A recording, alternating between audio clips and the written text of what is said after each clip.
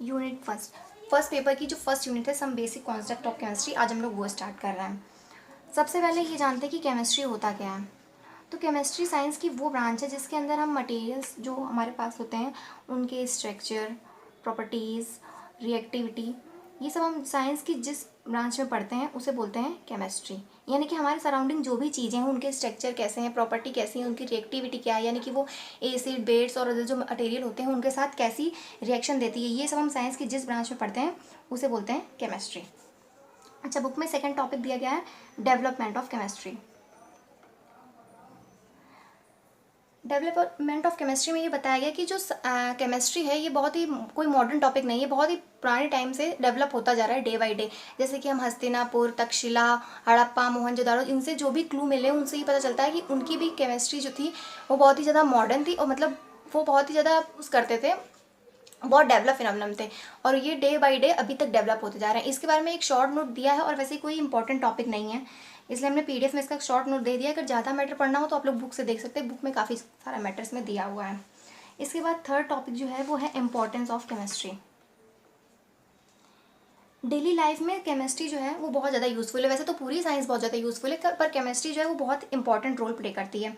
ये किस किस चीज़ में यूज़ होती है, अगर हम अपने सराउंडिंग देखें तो लगभग सभी चीज़ें जो हैं वो केमिस्ट्री के थ्रू ही हैं। अगर हमें सिंपल एक वेदर रिपोर्ट चाहिए तो उसमें भी केमिस्ट्री यूज़फुल होती है। इसके अलावा मैन्युफैक्चरिंग में, इंडस्ट्रीज़ में मैन्युफैक्चरिंग के लिए केमिस्ट्री यूज़फुल होती है, जैसे कि पॉलीमर्स बनते हैं, dice, soap, detergents, salt, alkali metal, और बहुत सारी चीज़ें जो है हमारे सराउंडिंग लगभग सभी जो है केमिस्ट्री के थ्रू डेवलप होती हैं। इसके अलावा क्या है कि अगर हम एग्रीकल्चर में देखें तो बहुत से इंसेक्टिसाइड्स, पेस्टिसाइड बन रहे हैं, डिसीज़ेस के लिए वैक्सीन्स बन रहे हैं। ये सब किसकी वजह से, केमिस्ट्री की वजह से पॉसिबल हो पा रहा है। और आजकल वो लाइफ सेविंग ड्रग्स बन रहे हैं जो कैंसर थेरेपी में यूज़ हो रहे हैं, इसलिए केमिस्ट्री जो है वो बहुत ज़्यादा इंपॉर्टेंट है। इसके बारे में भी एक शॉर्ट नोट दे दिया, ये थियोरेटिकल है, कुछ खास इंपॉर्टेंट नहीं है, इसलिए इसमें थोड़ा शॉर्ट नोट दिया। अगर आप लोग को ज़्यादा पढ़ना हो तो फिर बुक से देख सकते हो। अब जो मेन टॉपिक आता है वो है matter. What is matter? Anything which has mass, anything which has mass and occupies space is known as matter. यानी कि कोई भी ऐसी चीज़ जो जिसमें मास हो और जो स्पेस को कवर करे उसे बोलते हैं मैटर। जैसे कि एक सिंपल ये पेन है तो इसमें एक मास है और ये स्पेस को भी कवर करता है, तो ये भी मैटर हुआ। अच्छा, मैटर की 3 स्टेट्स होती हैं, सॉलिड, लिक्विड एंड गैस। हम लोग ये प्रीवियस क्लासेस में पढ़ भी चुके हैं। सॉलिड की प्रॉपर्टीज़ क्या होती है, जो इसमें जो पार्टिकल्स होते हैं वो बहुत ही टाइटली बॉन्डेड होते हैं, टाइटली बॉन्डेड। और जब ये टाइटली बॉन्डेड होते हैं इस वजह से ये मूवमेंट के लिए फ्री नहीं होते हैं, यानी कि जैसे हैं वैसे ही रहते हैं। लिक्विड में क्या होता है कि जो इसके पार्टिकल्स होते हैं वो बॉन्डेड तो होते हैं लेकिन लेस बॉन्डेड होते हैं एज़ कम्पेयर टू सॉलिड, और ये ईजिली एक जगह से दूसरी जगह पे मूव कर सकते हैं। जैसे हमारे पास कोई भी लिक्विड है, वाटर है, मिल्क है, कुछ भी है, तो वो आपस में उसके पार्टिकल्स एक दूसरे से ज्वाइंट तो है लेकिन एक जगह से दूसरी जगह वो ईजिली मूव कर सकता है। गैस में क्या होता है कि इसके जो पार्टिकल्स होते हैं ज़्यादा दूर दूर होते हैं, जिस वजह से उनको ये लेस बॉन्डेड होते हैं और मूवमेंट के लिए बिल्कुल फ्री होते हैं, क्योंकि बिल्कुल इनके बीच में कोई फोर्स ऑफ अट्रैक्शन जो होता है वो बहुत ही लेस होता है, जिस वजह से ये इजीली कहीं से इधर से उधर कहीं भी मूव कर सकते हैं। ये तो थी इसकी बेसिक प्रॉपर्टी जो हम लोग प्रीवियस क्लासेस में पढ़ चुके हैं। सॉलिड, लिक्विड, गैस के बारे में पढ़ेंगे on the basis of volume and shape. तो जो सॉलिड होते हैं उनका वॉल्यूम जो होता है वो हमेशा फिक्स होता है और जो उनका शेप होता है वो भी फिक्स होता है। जैसे हमारे पास कोई भी सॉलिड चीज़ है, एक स्टोन है, तो उसका वॉल्यूम क्या है, फिक्स है, और उसका शेप भी फिक्स है। जब तक कि हम उस पर कोई फोर्स ना लगाएं उसके शेप को चेंज करने के लिए, तब तक वो फिक्स रहता है। लिक्विड क्या होता है, लिक्विड का वॉल्यूम तो फिक्स होता है लेकिन उसका शेप फिक्स नहीं होता। जैसे अगर हमारे पास वाटर है तो हम जिसकी क्वान्टिटी जो है वो तो हमेशा फिक्स रहेगी, जितना वाटर अगर हमने लिया है किसी कंटेनर में उसकी क्वांटिटी फिक्स है, लेकिन क्या उसका शेप फिक्स नहीं है। अगर हम उसे बॉटल में डालेंगे तो वो बॉटल के शेप का हो जाएगा, बॉल में लेंगे बॉल के शेप का हो जाएगा, जिस भी कंटेनर में लेंगे वो उसी शेप का हो जाएगा।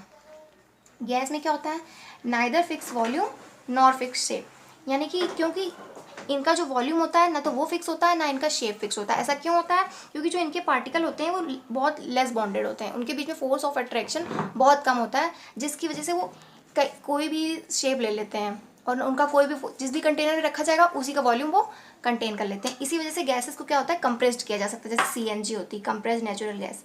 तो गैस की जो प्रॉपर्टी होती है इसी वजह से इसे कंप्रेस किया जा सकता है। अच्छा, एक और प्रॉपर्टीज़ होती है मैटर में, सॉलिड, लिक्विड एंड गैस, ये 3 स्टेट्स है मैटर की। जब हम सॉलिड को हीट करते हैं तो ये लिक्विड में कन्वर्ट होता है, और लिक्विड को हीट करते हैं तो ये गैस में कन्वर्ट होता है। ये हीट का सिंबल होता है। फॉर एग्जांपल हमारे पास है आइस, इसे हमने हीट किया तो ये कन्वर्ट हुआ वाटर में। फिर जब वाटर को हीट करते हैं तो ये कन्वर्ट होता है वेपर में। सेम इसका रिवर्स प्रोसेस भी होता है, जैसे वेपर को कूल करेंगे तो कन्वर्ट हो जाएगा वाटर में, और वाटर को कूल करेंगे कन्वर्ट हो जाएगा आइस में। ये भी एक इम्पॉर्टेंट प्रॉपर्टी होती है। थर्ड टॉपिक है क्लासिफिकेशन ऑफ मैटर।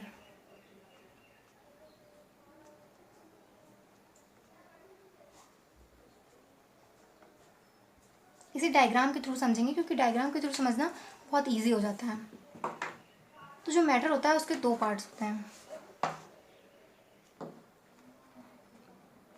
फर्स्ट होता है मिक्सचर, सेकंड होता है प्योर सब्सटेंस। मिक्सचर्स के भी दो पार्ट होते हैं, होमोजीनियस मिक्सचर और हेट्रोजीनियस मिक्सचर।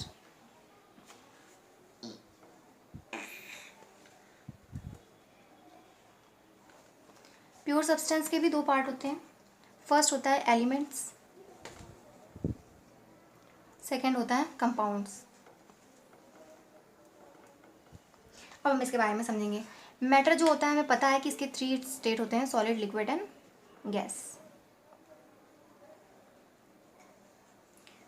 अब इसका फर्स्ट पार्ट है मिक्सचर। अच्छा, इसके नाम से पता चल रहा है कि मिक्सचर मीन्स किसी भी कोई भी सब्सटेंस है उनको आपस में मिला दिया गया। तो मिक्सचर की डेफिनेशन क्या होती है कि कोई भी दो या दो से ज़्यादा कॉन्स्टिट्यूएंट पार्टिकल्स जो आपस में किसी भी रेशियो में मिला दिए जाएं। यानी कि इनमें क्या होता है, रेशियो या और परसेंटेज जो होता है वो डिफाइन नहीं होता है। अगर जैसे हमें शुगर सोल्यूशन बनाना है, फॉर एग्जांपल अगर हमें चाहिए शुगर सोल्यूशन,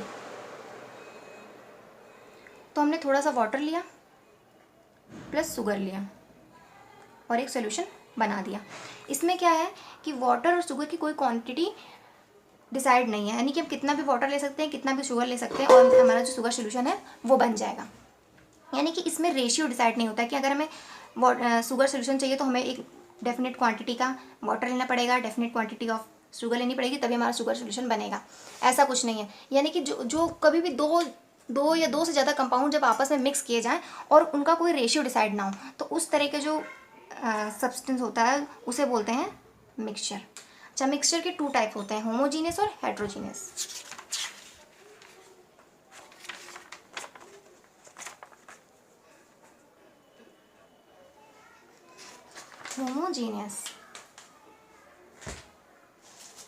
होमोजीनियस मिक्सचर कैसे होते हैं, जब दो हम लोग कोई भी कॉन्स्टिट्यूएंट पार्टिकल होते हैं, जब उनको आपस में मिक्स करते हैं और वो इक्वली आपस में डिस्ट्रीब्यूट हो जाते हैं, उस तरह को मिक्सचर को बोलते हैं होमोजीनियस मिक्सचर।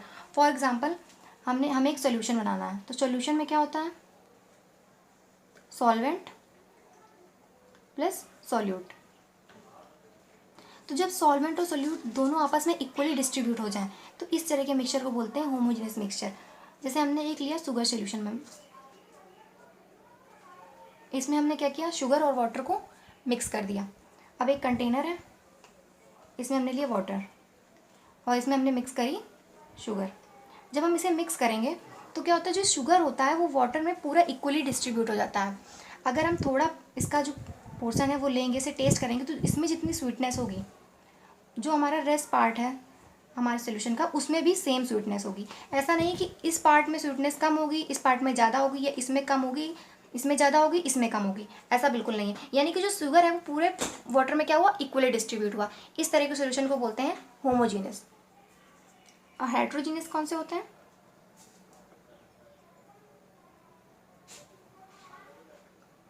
हेट्रोजीनियस जो होते हैं सेम होमोजीनियस का अपोजिट होता है। यानी कि जब सॉल्वेंट और सोल्यूट जो होते हैं वो आपस में इक्वली डिस्ट्रीब्यूट नहीं होते हैं, तो इस तरह के मिक्सचर हेट्रोजीनियस मिक्सचर, जैसे कि एग्जांपल के लिए हमने लिया सॉल्ट और शुगर, हमने इसे मिक्स कर दिया, इसमें हमने वाटर नहीं लिया, अब हमने इसको ये मिक्स कर दिया इतने पोर्शन में, इसमें सॉल्ट है, कुछ पार्टिकल सॉल्ट के हैं और कुछ पार्टिकल शुगर्स के हैं। अब हमने इसमें थोड़ा सा पार्ट इसका लिया है, अब इसमें जो सॉल्ट और शुगर है उसका रेशियो जो होगा, कुछ पार्टिकल शुगर के होंगे इतने में, कुछ पार्टिकल सॉल्ट के होंगे, तो उनका एक रेशियो आएगा। तो जो रेस्ट पार्ट है हमारा, अगर हम इसमें सॉल्ट और शुगर का रेशियो देखें तो ज़रूरी नहीं है कि ये इसके बराबर हो, ये इसके बराबर होगा ही नहीं, क्योंकि ये ड्राई है, आपस में इक्वली डिस्ट्रीब्यूट नहीं हो पाएंगे। ऐसे शुगर और सॉल्ट और शुगर के अलावा हम स्टोन और सैंड भी ले सकते हैं। मतलब इस तरह के जो भी मिक्सचर होते हैं जिनमें जो पार्टिकल्स होते हैं वो इक्वली डिस्ट्रीब्यूट नहीं होते हैं, उस तरह के मिक्सचर को बोलते हैं होमोजेनियस मिक्सचर, और जिसमें इक्वली डिस्ट्रीब्यूट हो जाते हैं उस तरह के मिक्सचर को बोलते हैं, यानी कि जो सोल्यूशन जिसमें कि सॉल्वेंट और सोल्यूट के पार्टिकल जो होते हैं वो इक्वली डिस्ट्रीब्यूट नहीं होते हैं, उस तरह के मिक्सचर को बोलते हैं हेट्रोजीनियस, और जिसमें इक्वली डिस्ट्रीब्यूट हो जाते हैं उस तरह के मिक्सचर को बोलते हैं होमोजेनियस मिक्सचर। अब इसकी ये है होमोजीनियस मिक्सचर और हेट्रोजीनियस मिक्सचर, ये दोनों पार्ट है मिक्सचर के। अच्छा, मिक्सचर की एक खास प्रॉपर्टी क्या है कि इनको हम लोग जो सिंपल हमारे मेथड्स होते हैं,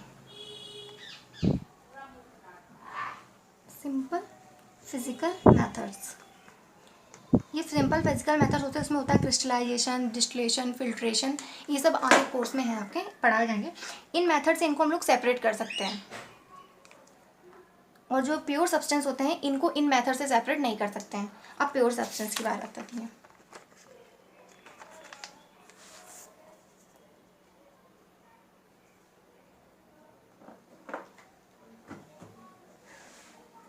प्योर सब्सटेंस क्या होता है, जैसे कि हमने मिक्सचर में पढ़ा था कि इसमें क्या होता है कि मिक्सचर जो बनाते समय हमने जो भी कॉन्स्टिट्यूएंट पार्टिकल लिए हैं उनकी जो कंपोजिशन है, परसेंटेज रेशियो है, वो डिसाइड नहीं होता है। लेकिन प्योर सब्सटेंस में क्या होता है कि हमने जो भी कॉन्स्टिट्यूएंट पार्टिकल लिए हैं उनका रेशियो डिसाइड होता है। फॉर एग्जाम्पल हमें चाहिए ग्लूकोज C6H12O6, तो ग्लूकोज में कार्बन के 6 मॉलिक्यूल, हाइड्रोजन के 12 और ऑक्सीजन के 6 मॉलिक्यूल होना चाहिए, तभी हमारा प्योर शुगर बनेगा। या अगर हम इसमें कंपोजिशन जो है, ये रेशियो है, अगर इसको चेंज करते हैं तो हमें जो भी कंपाउंड मिलेगा वो शुगर नहीं होगा, वो कुछ और होगा। यानी कि इस तरह के सब्सटेंस जिनमें कंपोजिशन डिसाइड हो, यानी कि रेशियो डिसाइड हो, उन्हें बोलते हैं प्योर सब्सटेंस। जो प्योर सब्सटेंस में के भी 2 पार्ट्स होते हैं, एलिमेंट्स, फर्स्ट पार्ट इसका एलिमेंट्स,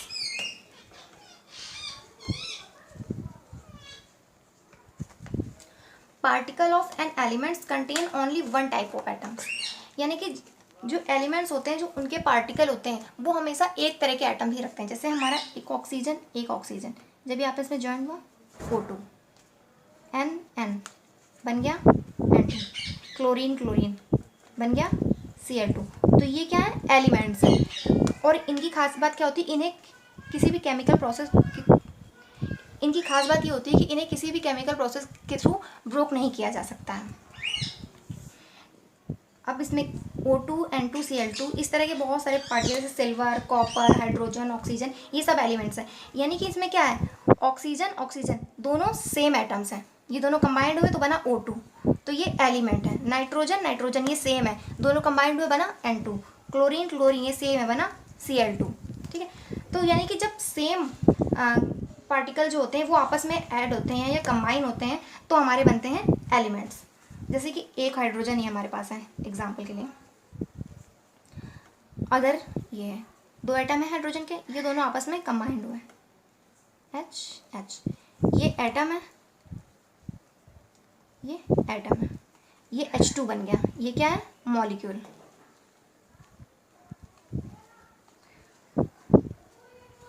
अब हम इसका जो नेक्स्ट पार्ट है जब उसको समझेंगे तो एलिमेंट जो है वो ज़्यादा अच्छे से समझ में आएगा, यानी कि कंपाउंड्स।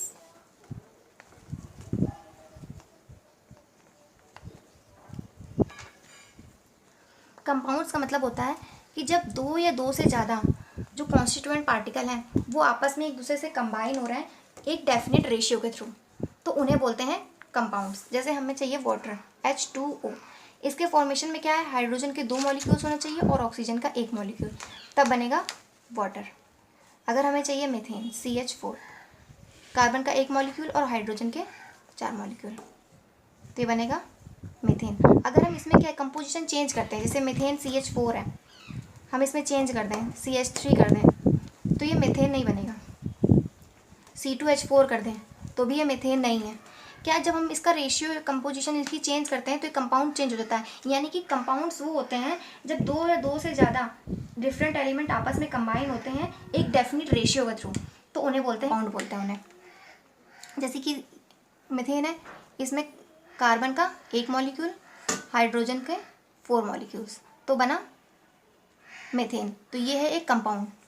एलिमेंट में क्या है, एक ऑक्सीजन दूसरा भी ऑक्सीजन, वो दोनों बने O2, तो ये हो गया एलिमेंट। यानी कि इन दोनों में क्या है कि इसमें क्या है दो या दो से ज़्यादा डिफरेंट एलिमेंट आपस में कंबाइंड होते हैं तो कंपाउंड बनते हैं। इसमें क्या होता है कि एक ही तरह के पार्टिकल आपस में कंबाइंड होते हैं तो एलिमेंट बनते हैं। और इनको सिंपल जो फिजिकल मेथड्स होते हैं उनके थ्रू सेपरेट नहीं किया जा सकता। जैसे CO2 है हमारे पास, C double bond O double bond O, carbon इसमें क्या है 1 मॉलिक्यूल, ऑक्सीजन क्या है 2। तो CO2 फॉर्म करने के लिए कार्बन 1 होना चाहिए, ऑक्सीजन 2 करना होना चाहिए। अगर हमने CO ले लिया यानी कि एक कार्बन एक ऑक्सीजन, तो ये क्या बन गया कार्बन मोनोऑक्साइड। यानी कि इसमें क्या हुआ, जब हमारा रेशियो चेंज हुआ तो जो हमारे पास जो सब्सटेंस बन के आ रहा था वो भी चेंज हो गया। यानी कि कंपाउंड्स वो होते हैं जिसमें दो या दो से ज़्यादा डेफिनेट या दो से ज़्यादा कॉन्स्टिट्यूएंट पार्टिकल आपस में कंबाइंड होते हैं एक डेफिनेट रेशियो के थ्रू, उन्हें बोलते हैं कंपाउंड्स। और जब एक ही तरह के पार्टिकल आपस में कंबाइंड होते हैं तो उन्हें बोलते हैं एलिमेंट्स। तो आज की वीडियो में इतना ही, बाकी हम लोग नेक्स्ट वीडियो में डिस्कस करेंगे।